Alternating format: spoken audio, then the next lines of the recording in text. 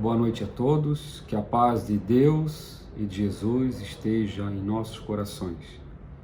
Que possamos sintonizar como se estivéssemos reunidos em nosso verdadeiro refúgio espiritual, o nosso centro espírita amor e humildade do apóstolo.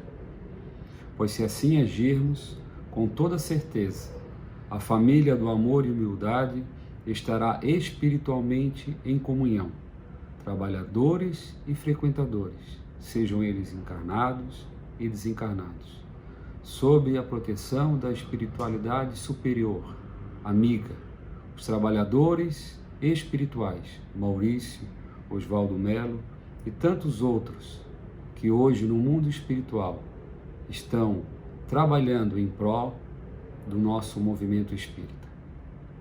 Porquanto, onde está o vosso tesouro, aí está também o vosso coração.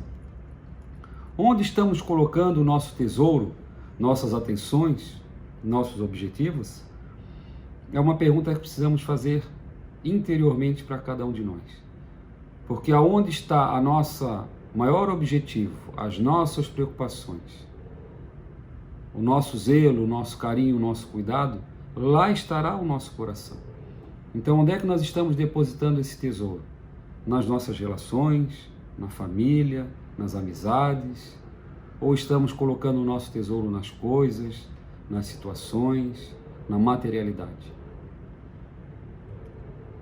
Porém, é perfeitamente compreensível, em momentos extremamente desafiadores, como este que estamos passando, alternarmos em sentimentos melancólicos, as preocupações nos assaltar os pensamentos. Isso é normal, já aconteceu, pode estar acontecendo e ainda virá a acontecer. Momentos em que acordaremos, estaremos passando por situações onde nos sentimos otimistas, de bom ânimo, fortalecidos, equilibrados, mas também haverão momentos em que acordaremos do sono físico menos equilibrados, mais pessimistas, mais melancólicos, mais desanimados. Não se preocupe, isso é perfeitamente normal e compreensível, porque estamos ainda no início da caminhada de nossa evolução moral e espiritual. Então isso é pertinente ainda ao estado de desenvolvimento moral que nos encontramos. O mais importante é não estacionarmos nesses momentos melancólicos. Precisamos imediatamente substituir tais vibrações por ideias e comportamentos positivos, otimistas e de acordo com os ensinamentos de Jesus, a doutrina espírita que nos trouxe a Boa Nova. A justiça divina em todas as situações e a imortalidade da alma é uma realidade que, se bem compreendida e vivenciada, nos garante a alegria de viver, seja qual for o momento que estejamos passando. Então, a saber que a justiça divina atua em todos os momentos, em todas as ocasiões da nossa vida, que nada acontece sem a permissão de Deus, que não somos vítimas de nada, que se não dermos motivos nessa existência para estar passando por tal dificuldade, com certeza a origem está lá no pretérito, lá em vidas passadas. E para isso, a certeza e a convicção da imortalidade da alma, de que essa não é a única existência que tivemos, e nem será a última. Precisaremos de novas oportunidades para chegar à perfeição. E tudo aquilo que nos acontece, se não encontramos motivo nessa vida, é porque trata-se de desalinho, de desacordo com as leis divinas, das transgressões que fizemos em vidas passadas. Mas isso são só oportunidades de reparação, de refazimento. O que muda nas atitudes, nos pensamentos, em nosso comportamento, em momentos desafiadores como este que estamos passando? O que muda? Absolutamente nada ou definitivamente tudo. Quem vai definir isso são as nossas atitudes e os nossos pensamentos. Nossas diretrizes, os ensinamentos da doutrina espírita, nos conduzem a um comportamento único sempre. qualquer que seja o lugar, seja na alegria, seja na saúde, na dificuldade, na doença, seja no centro espírita, na casa, no trabalho, seja em um meio a uma multidão ou isolado em uma ilha, em qualquer momento, nosso comportamento sempre deverá, ou prioritariamente, precisamos que seja sempre o mesmo, que impere a paciência, a tolerância, o respeito, a benevolência, a indulgência, o perdão das ofensas, enfim, a caridade em ação. São virtudes a serem conquistadas e vivenciadas interiormente e jamais estão condicionadas a fatores externos. A gente responsabiliza muito o meio, as pessoas que estão à nossa volta, as circunstâncias, para agirmos de maneira em desalinho às leis de Deus. Mas isso não pode ser dado como uma justificativa para nos desequilibrarmos. Porque o equilíbrio tem que estar dentro de nós, independente das coisas que estão à nossa volta. Não é fácil, é lógico que não. Nós somos influenciados pelo meio, mas nós temos toda a condição e com o aprendizado e todas as informações e o conhecimento que a doutrina nos dá, de aos poucos irmos neutralizando essa ação, essa influência que o meio exerce sobre nós, para que nós sim possamos sempre tomar a melhor atitude, a melhor escolha, independente daquilo que nos cerca. O ódio, a vingança, a indiferença, o egoísmo, a vaidade, a agressividade devem ser extirpados e jamais praticados em nossos comportamentos. É claro que a coisa não é tão fácil assim para nós, pois somos espíritos, como dissemos, ainda imperfeitos. E não é tão simples assim, pois trazemos experiências pretéritas e que nos existe reajuste, provas e expiações, conflitos íntimos. Sem dúvida alguma, nossa maneira normal de convivência social e a forma de nos manifestarmos e agirmos na sociedade estão mudando. Já mudaram. Nossos horários, nossa rotina, as regras sociais foram bruscamente modificadas. Precisamos hoje seguir uma série de regras para poder sair de casa, para poder circular nas ruas. É preciso dar máscara, é preciso higienizar as mãos, é preciso, com o menor sintoma de febre ou de qualquer outro sintoma, nos resguardarmos em casa para prevenir os outros do contágio. Tudo isso está mudando e de uma maneira muito rápida. As práticas exteriores de comportamento podem ser modificadas da noite para o dia. Os dias atuais nos comprovam perfeitamente isso. Contudo, nossos sentimentos, aqueles que iremos alimentar em nossa existência, é a escolha nossa exclusiva responsabilidade. Aí é que está. Aí é o X da questão para que a gente possa passar por esse momento desafiador de uma maneira menos conflitiva, menos angustiante. Nosso comportamento, nosso compromisso de mudança, de reforma íntima, não mudou em nada. Os atos externos, a sociedade, isso está mudando de maneira muito rápida. O comportamento externo, social, está nos exigindo mudanças.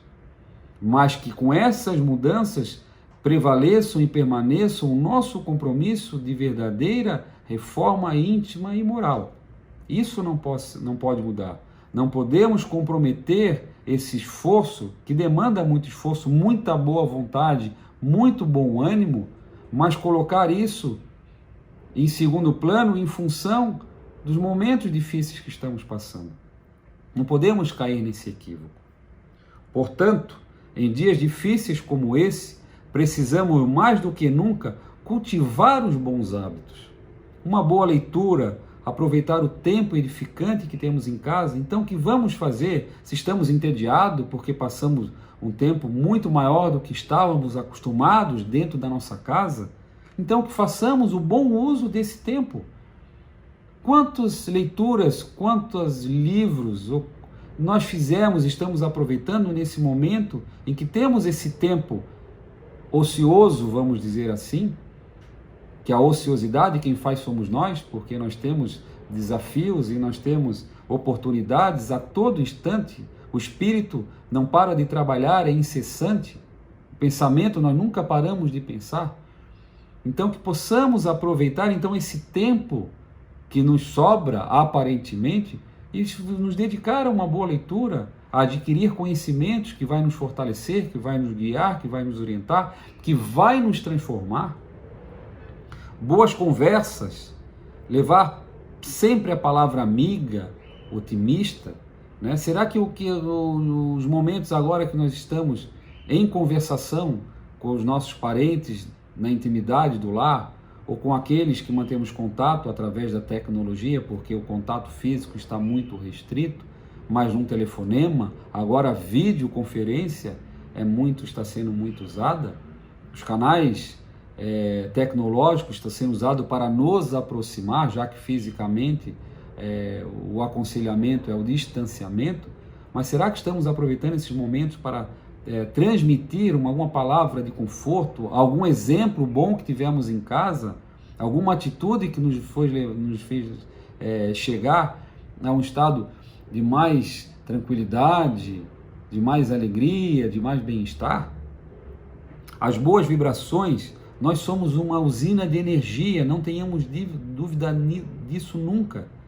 Ideias, pensamentos são energias e a gente não para de pensar nunca. Então nós somos uma usina. Agora, que tipo de energia nós estamos emitindo, emanando no meio, ao redor, para as pessoas que a gente vive e para o nosso universo? Será que são vibrações boas? As boas ideias, mensagens edificantes, será que estão sendo devidamente compartilhadas? Ou será que só estamos compartilhando aquelas notícias de dificuldade, pessimistas, que não levam a nada, que não contribuem a nada? Então é esse aproveitamento e é essa vivência dos ensinamentos de Jesus, da doutrina espírita, que nós podemos botar em prática e devemos em qualquer situação da vida, mesmo num momento como esse, e principalmente num momento como esse. E orar, contribuir com os nossos amigos espirituais com energias de paz, de amor, de otimismo. Será que estamos aproveitando para isso? Será que estamos emanando, nos conectando com a espiritualidade maior, nesse momento em que a gente mais necessita dessa conexão? Porque quanto mais próximo, quanto mais suscetíveis às intuições desses espíritos, dos nossos anjos de guarda, dos nossos benfeitores, espíritos amigos, familiares, quanto mais suscetíveis e para estarmos em ligação, em comunhão, em conexão com eles, é preciso estar na mesma faixa vibratória. Então olha a importância de nós observarmos, e agora nada momento mais propício para esse, de olharmos para dentro, para o nosso interior e ver de que forma a gente se comporta, de que forma, com o que a gente está se ocupando durante o dia, né? Porque quando você sai de casa, vai para o trabalho e volta, e vai para um lado e vai para o outro, talvez nós tenhamos um pouco mais de dificuldade, mas agora que nós estamos mais tempo recolhidos no lar, mesmo aqueles que ainda continuam trabalhando, mas nos momentos de lazer, nos momentos que não estão trabalhando, estão dentro de casa. Porque esse é o aconselhamento, que a gente fique agora mais recolhido.